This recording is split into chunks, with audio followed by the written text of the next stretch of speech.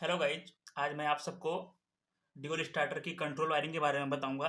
जैसा कि हमको इस कंट्रोल वायरिंग को बनाने के लिए कुछ इक्विपमेंट की ज़रूरत होती है। जैसे एक एमसीबी चाहिए होता है डबल पोल का, एक ओवरलोड रिले चाहिए होता है, और एक एनसी पुश बटन, एक यानो पुश बटन, और एक कॉन्टेक्टर चाहिए होता है जो हमारे मोटर के रेटिंग के अकॉर्डिंग डिपेंड कर। और अब हम स्टार्ट करेंगे कि हम उसका कंट्रोल वायरिंग करते कैसे हैं।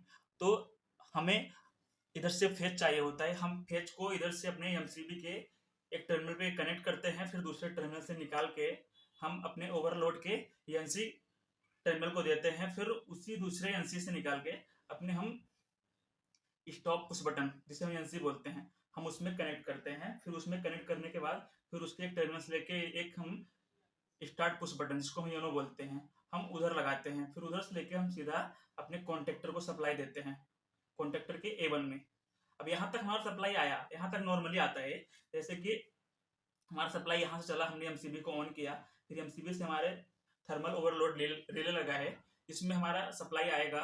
और आने के बाद सीधा एनसी पॉइंट रहता है, तो वो सीधा पास कर देता सप्लाई को। पास करने के बाद हमारा इधर एनसी पुश बटन लगा होता है, ये भी सप्लाई को पास किया। सप्लाई हमारा यहाँ तक आता है, स्टार्ट पुश बटन तक। फिर जब हम स्टार्ट पुश बटन को पुश करेंगे तो वो एनो से एनसी होगा। वो एनो से एनसी जब होगा तो हमारा सप्लाई डायरेक्ट कॉन्टेक्टर के A1 में आएगा। कॉन्टेक्टर के A1 में आएगा और हम इधर से कॉन्टेक्टर के A2 को न्यूट्रल देके रखते, तो हमारा कॉन्टेक्टर ऑन होगा। हमारा कॉन्टेक्टर ऑन तब तक होगा जब तक हम स्टार्ट पुश बटन को पुश करके रखते हैं। हमारा कॉन्टेक्टर तभी तक ऑन रहेगा और हमारी मोटर तभी तक रन करेगी जब तक हमारे पुश बटन को हम पुश करके रखेंगे। जैसा हमने छोड़ दिया वैसे हमारी मोटर ऑफ हो जाएगी। तो उस मोटर को हम कंटिन्यू ऑन करने के लिए हम एक होल्डिंग का यूज करते हैं। इसमें उस होल्डिंग का हम अपने कॉन्टेक्टर को होल्ड करने के लिए हम एक यनो का यूज करते हैं। एडन ब्लॉक जो होता है हमारे कॉन्टेक्टर में होता है, उसको हम यूज करते हैं। और नहीं तो हमारे कॉन्टेक्टर में अगर यनो पॉइंट है तो हम उसको यूज में लेते हैं।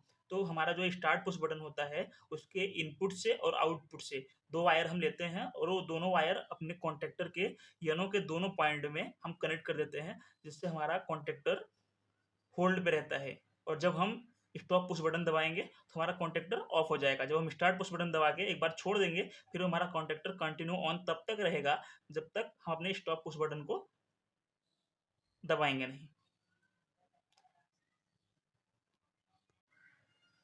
थैंक यू दोस्तों, मुझे लगता है कि आपको समझ में आया होगा। और आपको अगर कुछ ऐसा लगता है कि मैं आपको ना बताया हूँ तो आप कमेंट बॉक्स में कमेंट करिए, मैं अगले वीडियो में उसको पूरा क्लियर करके आपको दूंगा।